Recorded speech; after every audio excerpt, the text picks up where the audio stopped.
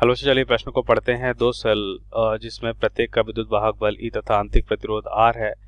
प्रतिरोधक R के सिरों के बीच समांतर क्रम में जोड़ी गई है। प्रतिरोधक को दी गई शक्ति अधिकतम है यदि हमें विकल्प दे रखा है A, B, C और D में से कौन सा विकल्प यहाँ पे सही होगा, हमें बताना है। अब इस प्रश्न को समझने के लिए सबसे पहले हम प्रश्न की मुख्य अवधारणा को समझ लेते हैं।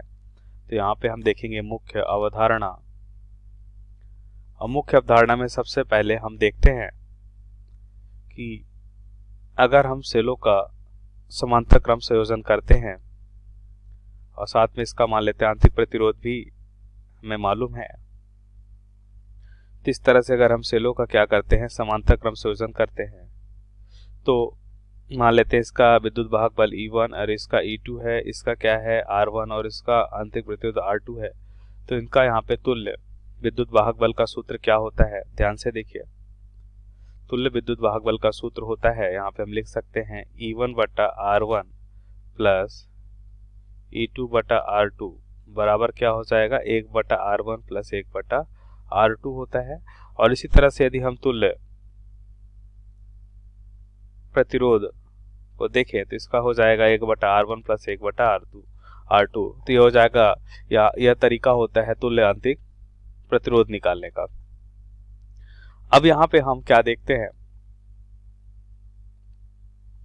शक्ति को। तो शक्ति क्या होता है, देखिए अगर शक्ति की बात करें तो यहाँ पे हम लिख सकते हैं परिपथ में जो शक्ति P बराबर होता है I स्क्वायर इंटू R, या क्या होता है, या हम लिख सकते हैं P इंटू I। अब प्रश्नानुसार उत्तर को समझ लेते हैं।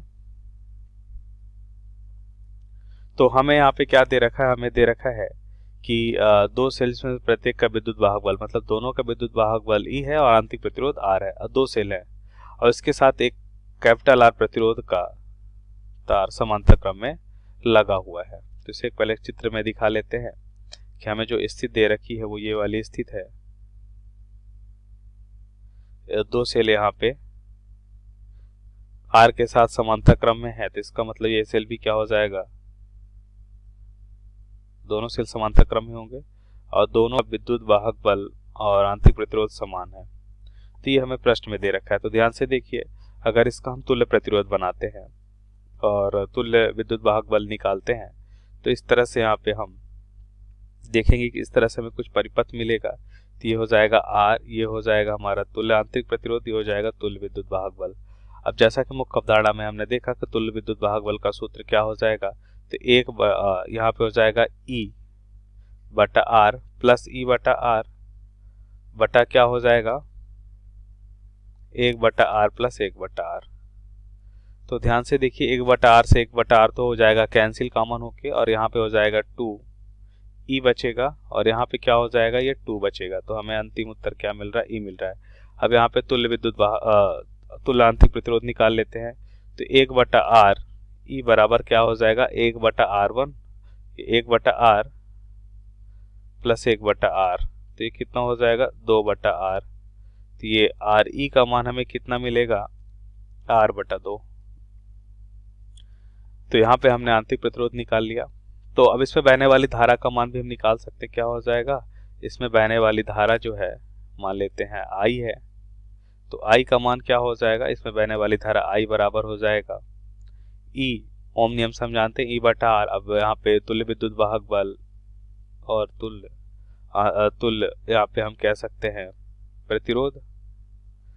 तो यहाँ से हम लिख सकते हैं I बराबर क्या हो जाएगा, तुल्य विद्युत वाहक बल यहाँ पे हमने देखा E है और प्रतिरोध क्या हो जाएगा, अब ये दोनों श्रेणी क्रम में है, इसे हम जोड़ देंगे R plus RE, small RE मतलब R बाई 2 हो जाएगा।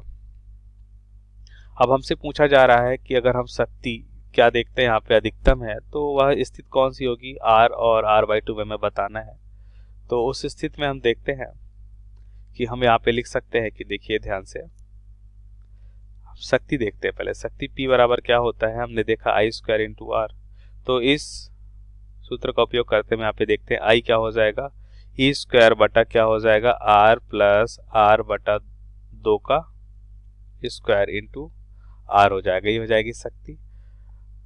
अब अधिकतम शक्ति के लिए हम जानते हैं कि TP, अब ये हम मान लेते हैं शक्ति प्रतिरोध पे अगर निर्भर कर रहा है तो मान लेते हैं R पे निर्भर कर रहा है।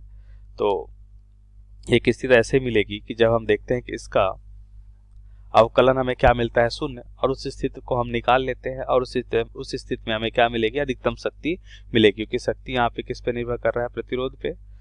तो यहाँ से हम देखते हैं कि हमें यहाँ पे निकालना है 0, या तो पहले हम लिख लेते हैं d/dr और यहाँ पे हम लिख लेते हैं p का मान। तो ध्यान से देखिए, यहाँ पे अगर हम देखें तो ये हो जाएगा p कितना है, ये हो जाएगा यहाँ पे e स्क्वायर r बटा r प्लस r बटा 2। अब ये होल स्क्वायर है। अब इसका मान किसके बराबर होना चाहिए, शून्य के बराबर हो। तो अब ध्यान से देखिए, इसका हम अवकलन करते हैं तो देखिए ई स्क्वायर तो यहाँ पे नियत मान है, इसे हम बाहर कर लेते हैं। अब मान लेते हैं जो बचा हुआ मान है ई स्क्वायर यहीं पे बाहर कर लें। बचा हुआ मान देखिए, इसको हम मान लेते हैं पहला फलन और इसको मान लेते हैं हम दूसरा फलन। तो अब देखिए यहाँ पे अगर हम इसका अवकलन करते हैं, दो फलनों के रूप में यहाँ पे माने पहला और दूसरा, तो यहाँ पे हम क्या करेंगे, सबसे पहले दूसरे फलन को हम लिख देते हैं r प्लस r बटा 2 का स्क्वायर। अब पहले फलन का हम अवकलन करेंगे, ठीक है। तो पहला फलन क्या हो जाएगा, यहाँ पे r का r के रिस्पेक्ट में अगर हम या r का r के सापेक्ष अवकलन करते हैं तो हमें पता है क्या हो जाएगा, 1 हो जाएगा, इंटू 1 हो जाएगा। माइनस का अब क्या करेंगे, अभी हम पहला फलन लिख देते हैं, दूसरे फलन का अवकलन करेंगे। तो देखिए r बटा 2 ये तो मान लेते हैं एक नियत राशि है, ये मान नहीं बदल रहा है, सिर्फ इस पे निर्भर कर रहा है। तो यहाँ पे हम लिख सकते हैं कि ये तो नियत है, इसका मतलब ये हम लिख लेंगे क्या हो जाएगा 2x मतलब 2, और ये हो जाएगा r प्लस r बटा 2 की घात n-1। 2 माइनस 1 तो कितना हो जाएगा, 1 हो जाएगा। अब बचा हुआ मान देखिए r प्लस r बटा 2 का हम अवकलन करते हैं तो r का 1 हो जाएगा और r बटा 2 का 0 होगा, बटा क्या हो जाएगा, ये हो जाएगा ये r बटा 2। अब ये हो जाएगा जो हमारा द्वितीय फलन है, द्वितीय फलन का स्क्वायर हो जाएगा। द्वितीय फलन मतलब r प्लस r बटा 2 स्क्वायर का स्क्वायर मतलब घात 4 हो जाएगा। अब ये बराबर होगा किसके, 0 के। देखिए यहाँ पे तो हम जानते हैं कि ई स्क्वायर का मान 0 के बराबर नहीं हो सकता है।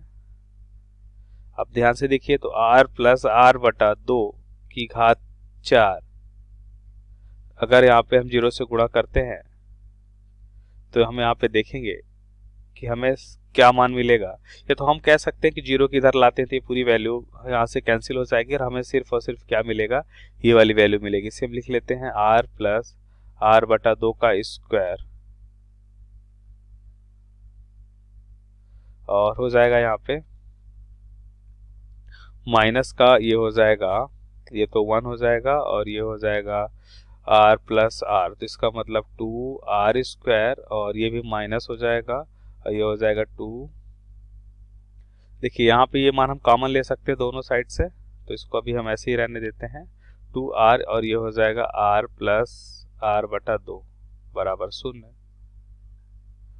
तो यहाँ से अगर हम r प्लस r बटा 2 का मान कॉमन लिखते हैं तो हमें क्या मिलेगा, यहाँ पे सिर्फ और सिर्फ r प्लस r बटा, अभी स्क्वायर है तो एक तो मान बाहर आ जाएगा, स्क्वायर है इसलिए एक मान तो बाहर आ जाएगा, माइनस 2r बचेगा, ये भी कॉमन हो जाएगा। अब हमें पता है कि r प्लस r बटा 2 ये तो 0 नहीं हो सकता है, जैसे यहाँ पे हमने देखा कि e का मान 0 नहीं हो सकता। इसी प्रकार हम यहाँ पे लिख सकते हैं r प्लस r बटा, इसको हम इस साइड पे लिख लेते हैं कि यह बात हम जानते हैं कि विद्युत वाहक बल का मान यहाँ पे 0 नहीं होगा और r प्लस r बटा 2 का मान ये भी 0 नहीं हो सकता, क्योंकि इसका मान कुछ ना कुछ होगा, वो धनात्मक होगा, इसका मान भी धनात्मक होगा, कुछ ना कुछ है, तो इसका मतलब ये 0 के बराबर नहीं हो सकता। तो यहाँ पे जो वैल्यू हमने देखी है या लिखी है लास्ट में, ये 0 के बराबर हो सकता है। r प्लस r बटा 2 माइनस 2r ये 0 के बराबर हो सकता है।